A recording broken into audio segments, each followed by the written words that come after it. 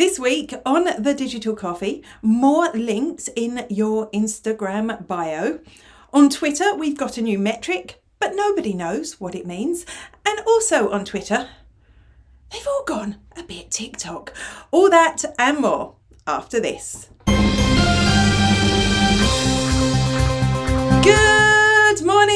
Good morning, and welcome to the Digital Coffee. This is your weekly dose of digital marketing and social media news. My name is Amanda Webb. I am an ROI mentor and consultant. What does that mean? That means that I help businesses just like yours to get more sales, more profits, more return on investment from the time, the energy, and the money that they spend on their digital marketing.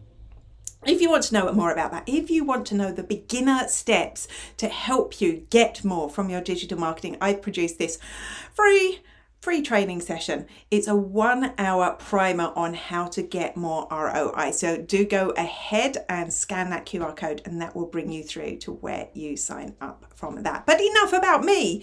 Let's talk about you. I am grasping this coffee cup, wishing that there was coffee in it, because this is our time to share our coffee, digital or otherwise. So I would love to know what's in your mug. Now, before you start commenting and telling me, I have to warn you, I'm not actually here. No, I know I look like I'm here, but I'm not actually here. I'm somewhere else.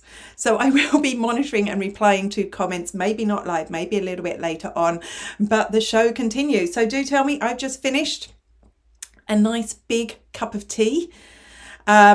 And I am still waiting, even though this is pre-recorded, I'm waiting till after the show to drink the coffee, because we all know what happens if I drink coffee before the show.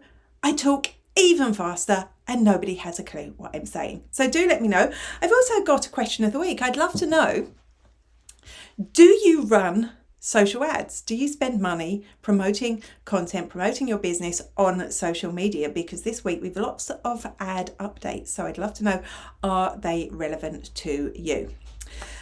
So without further ado, because I can't see the live comments as they come in and I will just be typing in the text afterwards, I almost forgot.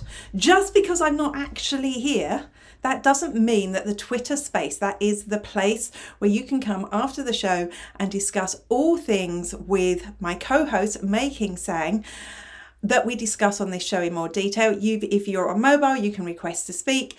If you're on desktop, you can just listen in. That is still going ahead at 10:30 a.m. hosted by the wonderful Making Sang, who is usually my co-host, and her guest co-host, Mr. Tim Lewis. So do come and join them for the discussion afterwards on Twitter, pinned to the top of my Twitter profile, which is @Spiderworking. Now, Amanda, now you can start talking news. I'm Ant McGinley and you're watching the Digital Coffee with Amanda Webb. You know, one of the most annoying things about Instagram, but also I think it was one of the best things about Instagram, was that you could only have one outbound link, and that one outbound link was in your Twitter bio. It meant that the feed and everything wasn't getting clogged up with links. Now, of course, you can add links to your stories and you can pin your stories into highlights, which means you've got more linking opportunities. And now it seems that Instagram is going to allow you to have up to 3 links. Well, I'm guessing it's up to 3 links in your bio. This is what it's going to look like. So they are trialing this at the moment. When you go to this person's profile, you will see that there is one specific link, and then it says, and 2 more, and you click through and you can choose the link that you want to view. Now, this is kind of cool. Before this, assuming this gets rolled out fully, we've had to use services like Linktree, which I'm sure you're familiar with, or to create a page on our own website that we send people from Instagram to view them. And the problem with Linktree is people tend to get a little bit carried away. They end up sticking hundreds and hundreds of links. Where when I'm saying that, I think the most I've ever seen is about 40 links in a Linktree. And that isn't good for your end user, because they're not going to scroll to find the information they need. If Instagram is indeed limiting this to 3 links, I think that limitation is a good thing. You could be linking to your lead magnet, you could be leading to a product page on your website, you could be linking to the main page on your website. And Do you really need to do more than that? Is it not confusing for somebody to find all those links, excuse me, on Instagram instead of browsing your website? I think this is an excellent update. I really hope it gets rolled out. I don't think it's going to spoil the magic of Instagram at all. But if I was Linktree, I'd be looking at how I can make sure I keep my users on board. Hey, I'm Christine Gritman, and you are watching The Digital Coffee with social media superstar Amanda Webb. For the longest time, on-tweet statistics haven't been working. So underneath each tweet, there's this little kind of bar chart that you used to be able to click, and when you click that, it would bring you in and it would show you the statistics for that specific tweet, which was great. But for the longest time now, when you clicked it, it was coming up and throwing up an error saying this doesn't work properly, sorry. Could that be because they were working on this new thing? This new thing is a visible Twitter view stat, visible only to you. You'll see it's kind of like a little eye icon underneath your tweet. Instead, it's replaced on mobile only at the moment, and I am on iOS. It has replaced the bar chart. And next to that is a number, and that's the number of views that tweet has had, which looks pretty cool, right? And when you click on the eye, it brings you back into those statistics that have been missing for so long. Weirdly, it doesn't show you your views when you click in. It shows you impressions. And this is where the puzzle is, because your impressions in there are always much higher than your views. So what is a view? What's the difference between a view and an impression? Nobody really knows. So first up, I thought maybe it's a video view, or maybe it is a media view of some sort, but no, because it also appears on tweets that have no media attached to them. So then I thought, was it when somebody clicked through to your tweet, that was a view? And then I was like, no, because the number of impressions is higher than the number of views, but not that high. I don't think many people actually click through to view tweets in detail. So what is it? If I'm guessing, I'm going to say finally Twitter are giving us a reach statistic. And of course, the difference between reach and impressions is reach is the number of individual people who have viewed your tweet, and impressions is the number of times it's been seen. So if the same person sees a tweet twice, that's a reach of 1 and impressions 2. So that view statistic could well be Twitter's version of reach. And if it is, at last, thank you, Twitter. This is a statistic that I have been looking for ages. We're going to have to wait for the official line, but you know, even the fact that we can click through and see our stats again is good. So thumbs up from me, Twitter. Well done. Hi, I'm Lee from Wellshot, and you're watching The Digital Coffee with Amanda Webb. Cheers. Get your vertical videos out and put them on Twitter. Yes, Twitter is going all in on the vertical videos. If you upload a full screen vertical video to TikTok, to Twitter, now it will display normally in the tweet. If somebody clicks it, it will take over the whole screen. So they'll be able to watch it full screen, which means you've got their attention, which is great. And then either when the video ends or when somebody gets bored watching your video, they'll be able to scroll up, just swipe up and see the next video. Swiping up. That sounds familiar. Where have I heard of that? TikTok. That's how we watch content on TikTok. That's how we watch content on Instagram stories. So this could be really great. It could be a really great way to get more eyes and more attention on your videos. It could also flop big time, a bit like Twitter Fleets, which was Twitter's version of stories. They really were fleeting worse. So it's going to be interesting to see how this evolves. But for now, if you are creating vertical videos for any of those other platforms, it's definitely worth putting them up on Twitter too, to see what happens. Hi, I'm Charlie Lawrence, and you're watching The Digital Coffee with Amanda Webb. One thing that's really annoying about trying to run Reels ads is, well, firstly, if you wanted to boost a reel, most cases you can't. If you're using any Instagram kind of filters or music or stickers, you're not able to boost it. You're not able to use that reel in an ad. In fact, using music in an ad for a small business was kind of difficult altogether, because you'd have to go and license that music for use, for commercial use, and then sometimes Facebook doesn't quite pick up that you've got the license, and you have to go through a whole process, which was painful, which basically meant you couldn't create a real ad. And that sounds weird, doesn't it? An ad that is a reel that is going to go in the reels placement that is a reel with music on at all, particularly if you're a small business. But that's about to change, because this week Meta has announced that you will now, when you are creating an ad in Meta, a Reels ad within the ads interface, you won't be able to go and add music to an existing one. You will be able to add music from their copyright-free library, or whatever they call it. You'll be able to choose one track that you think represents the reel best, and that will play on the reel. Or you can, and this is the interesting bit, choose up to 5 different tracks that Facebook will use dynamically in your ads. What does that mean? Well, Facebook has all these new AI tools that kind of understand the way that people react to various things, including music tracks. So if you choose up to 5, it will play your ad to people it knows like a specific type of music, and that should make your ad more effective. I'm looking forward to actually having a play with this. I haven't run a Reels ad, but now I'm definitely thinking of doing it and seeing how this dynamic music works.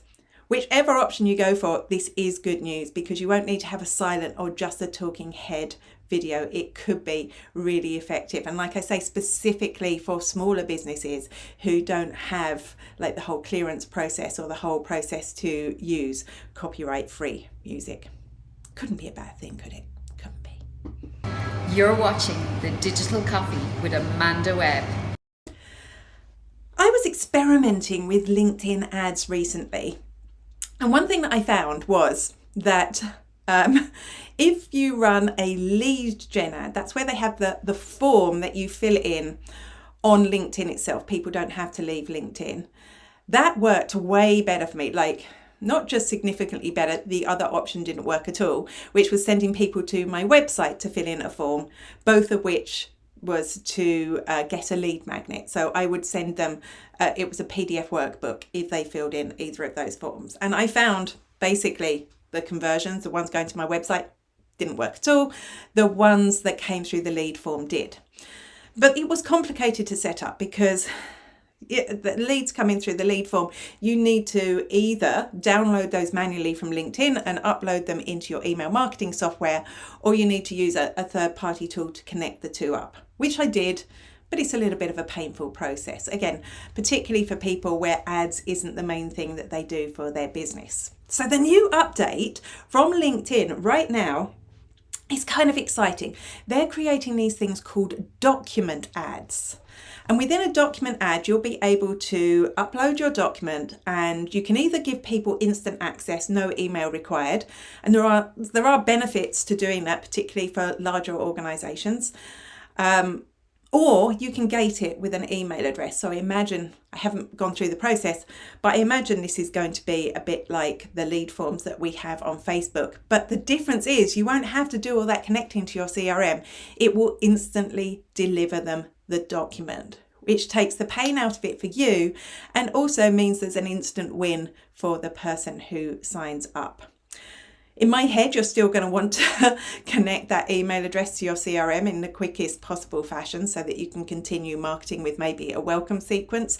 But I do think this is a good innovation and something I'll definitely be trying the next time that I run LinkedIn ads. Hello, this is Rob Charles, the voice of Mike on Forever FM on Peter Kay's Car Share. BAFTA award winning, I've got to say, but I've not seen the BAFTA yet. Anyway, you're watching The Digital Coffee with Amanda Webb. Enjoy. I'm on tea. Shh. There was a time where LinkedIn company pages were the most boring places on earth. I mean, they were so uninspirational. I mean, if you went and looked at one, you'd probably fall asleep before you got past the first post, because LinkedIn wasn't really investing in them, and the only reason people would have them was because you needed a LinkedIn company page to run ads. But those days are over. Over the last few years, LinkedIn have really been pumping new features into those company pages, including a lot of the cool features that we now get in profiles. And company pages are now being something that we use or people use effectively. They have power where they never did before. And if you're a social media manager, you're probably aware that you're getting a lot more of these company pages coming in as places that you have to manage. That doesn't mean that the magic of profiles have gone. Profiles are still the magical place to connect with people, but it's almost like this is your destination page on LinkedIn now. And I do see quite a few updates from company pages still in my LinkedIn feed, so I think they totally work. This week, LinkedIn is adding 2 brand new features to company pages. And these new features we've only had for like the blink of an eye on profiles, and they're pretty cool. And I think both of them are aesthetically pleasing as well. So they make the page a lot less boring. The first one is the link sticker. So now you can turn any image or any video into a link by adding an Instagram style link sticker to your post. And when people click it, they will go through to the destination of that link. It means your links don't have to look boring and stuffy anymore. They can look any which way that you want them to. And the second one is the addition of post templates. So if you're not familiar with these are basically like those posts that you get on Facebook that when you start typing some text in, it offers you some coloured backgrounds. Famously, Michael Stelzner, owner of Social Media Examiner, called them text on colour background posts at Social Media Marketing World. So that's what I've been calling them. But now you can get these on LinkedIn too when you are creating on mobile. Well, I can get them on mobile. I think some people have them on desktop. And these are really great because they will draw attention. If you put a small piece of text up, it takes up more space on the screen and the colour makes it pop. It draws more attention in the feed. Both of these features now available for company pages, which I personally think is quite exciting. And I'm sure if you're a social media manager, you're looking forward to using a lot more of these tools and maybe seeing better results when people see your posts. They should be more engaging as a result of that. Now I've pressed too many buttons, so I'm completely lost. Give me a second. There we go. Hi, I'm Kyra Fingleton from Glamping Under the Stars, and you're watching The Digital Coffee with Amanda Webb. Is it just me, or is it that asking a company to call you back seems a lot less stressful than calling a company? You know, I don't like talking on the phone, so I also don't know why that makes a difference, because either way I have to talk on the phone. But maybe, I don't know what it is, but the idea of somebody calling me is always better than me calling them. Also, of course, then you're avoiding any chance of getting stuck on hold, or if you're a business, actually it really works out because you might not have someone to answer the phone all the time. So actually if somebody requests a call back, you're able to deal with that on your own schedule. So I think it is the better option if phone calls are the way that you do business. And now Meta obviously thinks so too, because they're introducing a new callback call to action on ads. So this is the call now. You used to be the call to action that you could add to some ads. And now customers will get the option to request a callback from that ad, which they say they want a callback and they put in their phone number. I really you know what? I think that whole iOS update last year from Apple that meant, was privacy centric and all that, it was all good. It was all good reasons that they did that. Well, maybe it wasn't it wasn't good in their heart, but I think it's good for privacy that they've done that.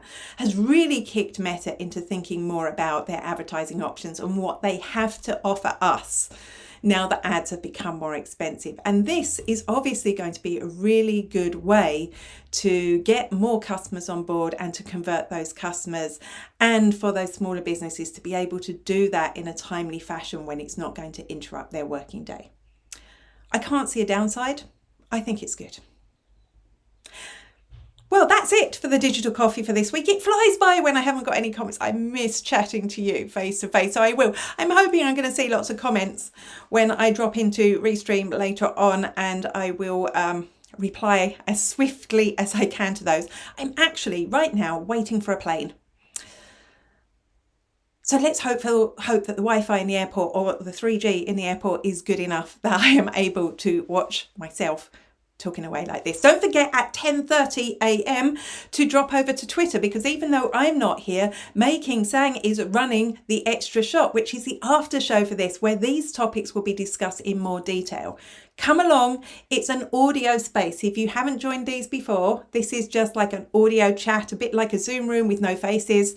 And you are welcome, if you join on mobile, to join in and have your say. If you're joining on desktop, you can only listen at the moment. Hopefully at some stage Twitter will sort that out for Spaces.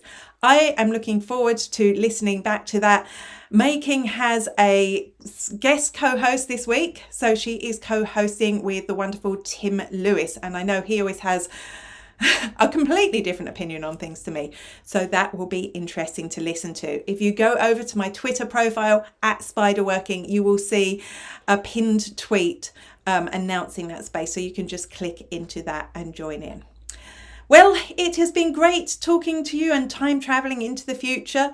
I hope you're having a great Friday. I will be back in person as a real person, same bat time, same bat place next week. Until then, bye-bye.